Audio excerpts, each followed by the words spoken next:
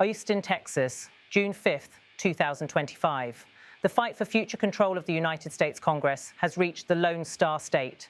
The Republican-controlled Senate of the Texas legislature has approved a sweeping redrawing of the state's electoral map, a move strongly backed by former President Donald Trump. The measure had already cleared the Texas House and now awaits the signature of Governor Greg Abbott. If enacted, it would reshape Texas's congressional boundaries and could deliver Republicans as many as 5 additional seats in the U.S. House of Representatives ahead of the 2026 midterm elections. For Trump and his allies, the effort is about far more than Texas. It is a bid to preserve Republican dominance in Washington. History shows that the governing party usually suffers losses during midterm elections.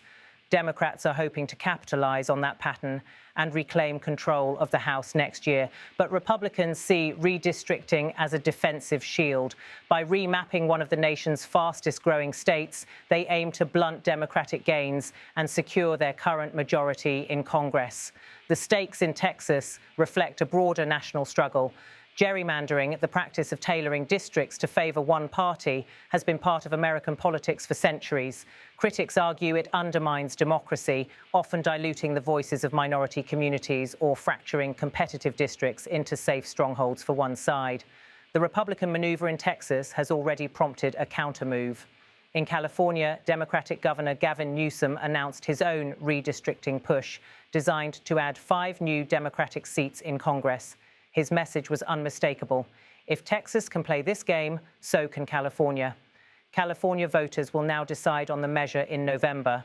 Should it pass, the nation's 2 largest states will have reshaped their political maps not on demographic balance but partisan advantage. Civil rights advocates warn that Texas's plan could severely weaken minority voting power. Hispanics now make up nearly 40% of the state's population, surpassing non-Hispanic whites, and their growing numbers demand stronger political representation. Yet critics say the new boundaries do the opposite, cracking diverse communities into multiple Republican districts. Democrats argue the map is about silencing voters rather than strengthening democracy. Legal challenges appear inevitable. Similar maps have been struck down under the Voting Rights Act in the past, but recent Supreme Court rulings have narrowed those protections. Advocacy groups remain determined, however, pledging to fight in court and branding the plan an assault on the principles of fair representation. Trump's influence looms large.